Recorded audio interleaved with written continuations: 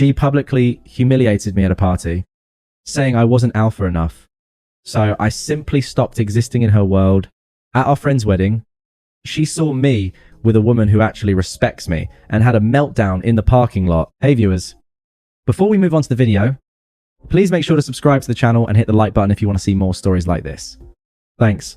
The first crack appeared not with a scream, but with a sigh. It was 2 months before the party that would end everything, and I was helping our friend Dave set up for his grill out. Chloe was draped over a patio chair, scrolling through her phone, her drink sweating onto the armrest. You know, for a guy who designs buildings, you're surprisingly bad at assembling a cheap charcoal grill, she said, not looking up from her screen. I glanced up from the confusing multilingual instructions. It's the principle of the thing. The design is flawed. The design is fine. You're just overthinking it like you do everything. She finally looked at me, offering a smile that didn't quite reach her eyes. It was a look I'd become familiar with. A thin veneer of affection over a layer of gentle disappointment. I got the grill going eventually. That was my role. The reliable one. The fixer. For 4 years, I'd been Chloe's steady hand. When her car broke down, I was the one who arranged the tow and dealt with the mechanic. When she was stressed about work, I was the one who cooked her favorite meal and listened for hours. I built a stable, comfortable life for us. Brig. And I thought she was happy living in it. That afternoon, a guy named Jake arrived. He didn't so much enter the backyard as he occupied it. He pulled up in a motorcycle. The engine. A loud, aggressive cough that silenced the casual chatter. He was all broad shoulders, loud laughter, and a practice swagger. He clapped Dave on the back with a force that looked painful and immediately started holding cord around the cooler. I watched Chloe watch him. Her posture straightened. The bored look on her face was replaced by a sharp, focused interest. Later, as I was bringing out a plate of burgers, I overheard her talking with her friend Sarah by the fence. I mean, I love how secure Alex is. Chloe was saying, her voice, a confidential murmur I wasn't supposed to hear. He's my rock. But sometimes I wish he had a little more of that dominant energy. You know, that fire. Jake seems like he just takes what he wants. Sarah laughed. A rock is great, honey, but sometimes you want a volcano. I stood there for a moment, the paper plate warm in my hand. A rock, secure. The words should have been compliments, but in her mouth, they sounded like synonyms for dull. I finished my task, said my goodbyes. And when Chloe decided she wanted to stay longer with the fun crowd, I just nodded and went home alone. The crack didn't widen that night, but I'd felt it. A hairline fracture in the foundation of us. The main event, the collapse, happened at Lisa's birthday party 2 months later. The air in her apartment was thick with body heat and the bass of music I didn't recognize. I'd spent most of the night orbiting Chloe, who was, as usual, orbiting Jake. He was telling a story about a business deal, his voice booming over the music. And I looked the guy dead in the eye and said, "Ooh, sure. Try 70, or I walk and take the Beijing contacts with me." He folded like a cheap suit. Jake took a long swallow of his beer, his eyes scanning his audience to make sure they were properly impressed. Chloe was mesmerized. I came up beside her, handing her the fresh gin and tonic she'd asked for 20 minutes ago. She took it without looking at me, her eyes still locked on Jake. "Thanks, Babu." It was an automated response. "You having fun?" I asked. She murmured, not hearing me at all. Jake finished his story to a round of forced laughter from his captive audience. His eyes landed on Chloe, then flicked to me with a smirk. "Everything all right over here? Champ, you look a little lost." "I'm good," I said, my voice even. Just checking in." Chloe finally turned to me, but her expression was sharp, embarrassed. "He's fine." "Jake, Alex is always fine." She said the word fine like it was a terminal diagnosis. The conversation ebbed and flowed around us. I tried to engage, to ask Jake about his business. But my questions, what exactly he did, what the business was called, were met with vague, grandiose answers about disruption and leveraging assets. Chloe hung on every word. Then came the moment. The music dipped between songs, and Jake was holding forth on the importance of alpha energy in business. "It's a jungle out there," he declared. "You're either the predator or the prey. There's no in-between." Chloe, emboldened by her third drink and a desperate need for his approval, decided to use me as a stepping stone. "You know, Alex," she said, her voice suddenly loud and clear, cutting through the ambient noise. Several people nearby turned to look. Maybe you should take some notes from Jake. This is what real ambition looks like. This is what it means to actually go for it. A cold stillness settled over me. The world seemed to narrow to the space between her, me, and Jake. The party's noise faded into a dull roar. I kept my voice calm. I'm happy with my path. Cloué. I like building things that last. She let out a sharp, mocking laugh. That's the problem. You're always happy with whatever. You never fight for anything. You never want more. She gestured at Jake, a sweeping, dramatic motion. You're just safe.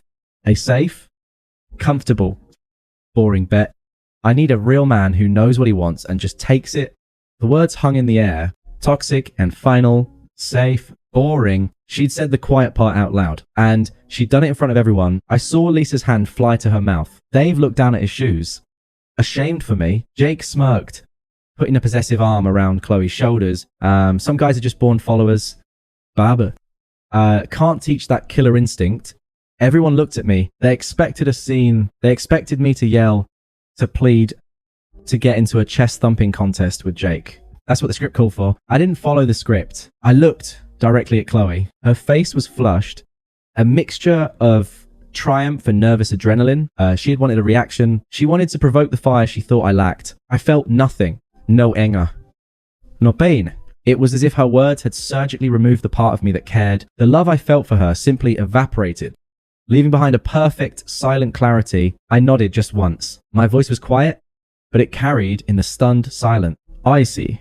I set my half-finished beer bottle carefully on a nearby bookshelf. I didn't look at Jake. I didn't look at any of our muttering, gawking friends. I just walked to the hall closet, retrieved my jacket, and walked out the front door. The last thing I heard was Chloe's voice, confused and suddenly unsure, calling after me. Alex, where are you going? Don't be so dramatic. The door clicked shut behind me, cutting her off. The cool night air hit my face. I got into my car, started the engine, and drove away without a single glance in the rearview mirror. The rock she'd taken for granted had just rolled away for good. The silence in my apartment that night was a physical thing. It wasn't empty. It was full of a final, decisive clarity. I didn't rage. I didn't cry. I felt clean, as if a tumor I hadn't known I was carrying had been neatly excised. I slept deeply for the first time in months. The next morning, I was methodical. I packed a go bag, a week's worth of clothes, toiletries, my passport, and my important document. I was operating on a calm, focused autopilot. I knew the script. I just had to wait for my cue. It came at 1117 a.m. The lock in the front door turned, and Chloe walked in. She looked tired, hungover, and armed with a defensive irritation. She found me in the living room, sitting in my armchair, drinking coffee. My go bag was by the door. Are you seriously still mad about last night? She began, dropping her purse on the counter with a thud. God, Alex, can't you take a joke? You were being so antisocial. I took a slow sip of coffee. It wasn't a joke. And I'm not mad.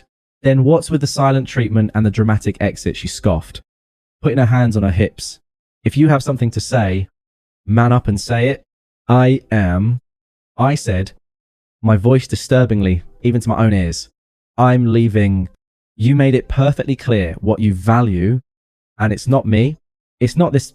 I gestured vaguely at the apartment we'd shared for 3 years. Her eyes widened, then narrowed in confusion. This wasn't following the established pattern. I was supposed to be hurt, to seek reassurance, to beg for a return to the status quo. My calm was more disconcerting to her than any anger could have been. So, you're breaking up with me, she asked, her voice rising an octave over one comment. You're being pathetic. It was a party. Alex, people say things. No. I corrected her gently. You ended this last night in front of all our friends. I'm just making it official. The word official seemed to trigger a different, more entitled anger in her. Her face hardened. Fine. Go see if you can find anyone else who will put up with your passive. You think you're too good for me. You think you can do better. I didn't answer. I just watched her, which infuriated her more. You know what? She spat, grabbing for the nuclear option she thought would shatter my composure. Jake and I are going to Miami next week anyway. He booked us a suite, so don't think you're leaving me with nothing. I simply nodded. I hope you have a nice time. My utter indifference was the final straw. She let out a sound of pure frustration. snatched her purse back up, and stormed out, slamming the door so hard. The frame shook. The silence returned, more profound than before. I stood up. My movements were precise, unhurried. I took the key I had already placed on the kitchen counter, walked to the front door, and slid it under the gap into the hallway. It landed with a soft metallic click. Then I picked up my bag, walked out, and closed the door behind me for the last time. I didn't look back. There was nothing in that apartment for me anymore. It was just a set from a play that had ended. My first stop was a cell phone store. I got a new number. In the parking lot, I went through my contacts, blocking her number, her email, and all her closest friends on every social media app one had. I was a ghost, erasing his own footprints. I'd already rented a small furnished apartment across town the day after the grill out incident. A quiet, just-in-case plan my architect's brain had insisted on. I moved in that afternoon. The space was blank, anonymous, and utterly mine. There were no memories here, no echoes of disappointment, just quiet potential. I sat on the floor, leaning against the bare wall, and let the silence breathe. The unfairness of it all was a fact, not a feeling. I had been loyal. I had been committed. I had built a life for us. And she had treated it and me as a consolation prize. But the anger didn't come. Instead, a profound sense of peace settled over me. The problem was solved. The equation was balanced. I was zero, and zero had no baggage. The first wave of communication came that same night, as I knew it would. My old phone, now relegated to a desk drawer as a backup, lit up with a voicemail notification. I listened, my expression unchanging. Beep. Alex. It's me. Look, I'm sorry I stormed out, but you can't just leave. This is our home. Pull me back so we can talk about this like adults. This is ridiculous. Her tone was a mixture of annoyance and performative maturity. She still believed this was a negotiation. I deleted the voicemail. The text started the next day. A digital barrage against my fortress of silence. Unknown number. You're really going to ignore me after 4 years? You're such a child. Unknown number. I'm staying at Saris. Jake's trip got moved up. We leave for Miami tomorrow. Have fun being alone. Unknown number. You're really going to let me go to another country? Upset. Unbelievable. I watched them come in one after another. They were like stones thrown into a deep, still well. I heard the impact, but the well was too deep for them to disturb the water at the bottom. After the third one, I blocked the number. A week of blessed silence passed. I settled into a new routine. I went to work. I came home to my quiet apartment. I started reading again. I went to the gym. The world, I discovered, was remarkably peaceful when it wasn't being filtered through Chloe's constant low-grade dissatisfaction. Then the second wave hit. A new number. The tone had shifted. New, unknown number. Alex? Please. I know it's you reading this. We need to talk. Miami was the mistake. New, unknown number. Jake is not what I thought he was. He's so aggressive. He yelled at a waiter, and it was so embarrassing. Can we please just talk? New, unknown number. I'm back. I'm at the apartment. Where are all your things? Your closet is empty. What the hell? I could almost see the panic setting in. The alpha energy she craved was showing its true colors. It was just aggression. The volcano she wanted was starting to scorch her. I didn't respond. My silence was my answer. A few days later, her mother, Carol, called. My new number. I had anticipated this. They flying monkey deployment. Alex, this is Carol. Her voice was sharp, laced with the same entitlement her daughter possessed. What is the meaning of this? Chloe is heartbroken. You can't just abandon her and empty your shared home without a conversation. It's incredibly cruel. Hello? Carol? I said, my voice polite, but sterile. This is a matter between Chloe and me. It's being handled. I'd appreciate if you'd respect that this is no longer your concern. There was a sputter on the other end of the line. Not my concern. She is my daughter. We treated you like family. And I appreciated that. I said, the finality in my tone, absolute. Goodbye. Carol. I hung up. The text from Chloe's new number became more desperate, the facade crumbling completely. New unknown number, please. I'm not doing well. He scares me. I left him at the airport. I need you. New unknown number. I made a mistake. A huge mistake. I see everything clearly now. You were my rock. You were the best thing that ever happened to me. New unknown number. The rent is due.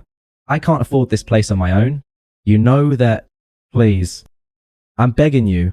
The word begging should have stirred something in me. Pity, perhaps, or a sense of victory. It didn't. It just was a statement of fact. Her consequences were arriving, and they were hers alone to manage. I didn't block this number immediately. I let the messages sit there unread after the first glance. They were a weather report from a storm I had already evacuated. I was safe and dry and moving on. Her desperation was not my emergency. The desperate texts eventually stopped. The silence from my end was an impenetrable wall, and she had finally, it seemed, stopped throwing herself against it. I used the piece to build my new apartment became a home. I framed prints I liked, bought a couch that was comfortable without being stylish, and cooked meals that I enjoyed. The silence was no longer empty. It was filled with my own choices. I reconnected with friends who had always been mine first. Nut Oris, I took a weekend trip to the mountains with Dave, who after a few beers admitted, dude, what she did at that party. It was savage. Everyone thought so. We just didn't know what to say. It was a small validation, but I didn't need it anymore. The court of public opinion had become irrelevant to me. Work became a refuge of pure logic and creation. I threw myself into a new project, a modern library, and the designs that flowed out of me were sharper, more innovative, more me than anything I'd produced in years. It was as if removing the constant low-grade stress of managing Chloe's happiness had unlocked a part of my brain. A month into my new life, it happened at a gallery opening for a local artist, an event I'd never have attended with Chloe, who found such things pretentious. Maya was there alone. 2. A freelance architect I'd seen at a few industry functions, but never properly spoken to. We got talking about the structural impossibility of one of the sculptures and ended up debating over coffee for an hour. She was sharp, vittu, and had a calm confidence that didn't require an audience. There was no performance. It was just conversation. Easy. Mutual respect. We started seeing each other. It was slow, simple, and devoid of drama. She had her own life, her own passions, and she admired mine. We were two complete circles overlapping, not two broken pieces trying to fit together. It was during this period of quiet growth that the third and final wave of communication hit. It began, not with a plea, but with a summon, an email to my work address, a channel she knew I couldn't block, from Chloe Anderson. Subject, Lisa's wedding. Alex, I know you're getting this. I assume you received the physical invitation to Lisa and Ben's wedding. I'm going, it's important we talk there. We have too much to hash out. And you avoiding me is immature. We shared a life for 4 years. You owe me at least a conversation. Don't make this more difficult than it has to be. Chloe, I read it once, then archived it. The entitlement was breathtaking. You owe me. The calculus of her world was forever one-sided. I had given 4 years of loyalty and support. She had given public humiliation and betrayal. And in her mind, I was the one in debt. I had, in fact, received the invitation. I'd already RSVP days earlier for one, with a +1. I'd asked Maya, and she'd agreed with a warm smile. The week before the wedding, the last pathetic volley came, a voicemail on my old phone, her voice thick with tears that sounded real. But we're now just another tool. Bip. Alex. It's me. God. He hit me. Jake. He slapped me at a bar because he thought I was flirting with a bartender. I have nowhere to go. My friends are sick of me. My mom just says, I told you so. You're the only good person I've ever known. You have to help me. You have to. Please. I have nothing left. There it was. The ultimate play. The consequence of her choice had become violent, and she was presenting the bill to me, her former emotional safety net. I felt a distant clinical pity for the situation, the same way I might feel reading about a stranger in the news. But sympathy, the urge to rescue her, it was gone. Her well-being was no longer my responsibility. Her crisis was not my emergency. I deleted the voicemail. Then I took my old phone, placed it in a drawer, and forgot about it. The ghost of my old life had spoken its last words. The night before the wedding, I laid out my suit. Maya was sleeping over at her place, and we'd agreed to meet there. As I looked at my reflection in the dark window of my apartment, I didn't see the man Chloe had humiliated. I saw someone calmer, stronger, and undeniably happier. I was no longer a rock for someone to stand on or complain about. I was the foundation of my own life, and tomorrow she would see it. Lisa's wedding was at a vineyard, all soft sunlight and rolling green hills. It was beautiful. I felt calm as I walked in. Maya's hand resting comfortably in the crook of my arm. She wore a simple emerald green dress that made her look both elegant and approachable. "We can leave whenever you want," she murmured, giving my arm a slight squeeze. She knew the basics of the situation. "I'm exactly where I want to be," I said, and meant it. We found our table. I saw Dave, who gave me a wide grin and a thumbs up from across the room. I saw other mutual friends. There were hesitant smiles, curious glances at Maya, and then nods of approval. The air of pity I'd feared was absent. Instead, there was a quiet respect. I didn't have to look for Chloe. I felt her arrival, a shift in the atmosphere, a small vortex of tension. She came in alone, wearing a dress that was a little too tight, a little too try-hard. She looked thin and drawn. Her eyes scanned the room, frantic before landing on me. On use. The look on her face was a complex cocktail of shock, rage, and utter devastation. Maya was by any objective measure an upgrade. She possessed a quiet, self-assured grace that Chloe's performative femininity could never touch. Chloe spent the ceremony staring at the back of my head. I could feel the heat of her gaze, but I kept my eyes forward, my hand resting on Mars. At the reception, we danced, we laughed, we talked with friends. I was present, genuinely enjoying myself. I wasn't performing happiness for Chloe's benefit. I was simply living it. And that was the most powerful statement of all. It was as the party was winding down that she made her move. I was getting our coats when I saw her hovering near the lobby entrance. "Alex," her voice was a fragile thing. "Can we talk, please, just for a minute?" I looked at her, really looked. The bright lights of the lobby were less kind than the soft reception lighting. She looked exhausted. "Okay," I said. I led her not to a private corner, but to a quiet, well-lit alcove near the front doors. Public, but not performative. She hugged herself, shivering despite the warm night. "Who was that?" she asked, her voice tight. "Your rebound." "That's Maya," I said, my tone neutral. "Factual?"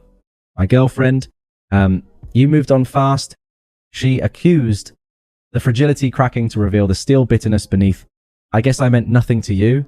You meant everything," I said, and watched her flinch as if struck until you showed me very clearly that I didn't. Her face crumpled. "I was stupid. That guy was a monster. You were right." "Okay. You were right about everything. He hit me." Her tears started then, real and messy. "You would never, God, you would never do that. I was so stupid. I'm sorry that happened to you," I said. The words were correct, but delivered with the detached tone of a doctor giving a prognosis. No one deserves that. A flicker of hope lit in her wet eyes. "So what now? I've learned, Alex, I've changed. There is no we, Chloe," I said. The finality, like a stone door closing. "There hasn't been for months, but you loved me," she cried, her voice rising. "You said you'd always be there for me.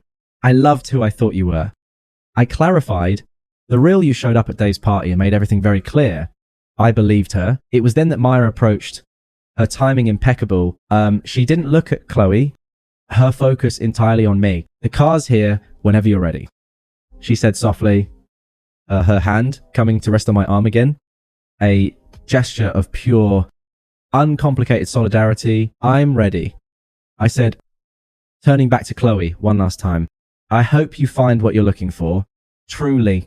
It was the ultimate dismissal, not angry, not vengeful. Sincere. And that was what broke her completely. "You're really choosing her over me," she shrieked, the sound echoing in the marble lobby. A few departing guests turned to stare. After everything we had, after 4 years, I looked at her, this woman who had once been the center of my universe, and felt nothing but a distant echo of a forgotten feeling. She was a stranger, yelling in a lobby. I shook my head, a faint, almost sad smile on my lip. "I'm not choosing her over you, Chloe." I paused, letting the words hang in the air. "I'm choosing myself. For the first time in years, I'm choosing myself."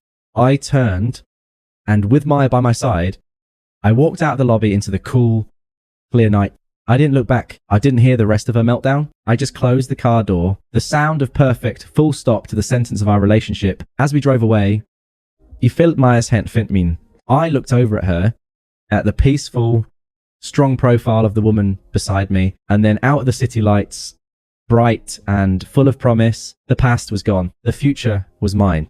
And it had never looked brighter. Thanks for watching. Make sure to subscribe to the channel and hit the like button. What do you think about this story? Share it in the comments.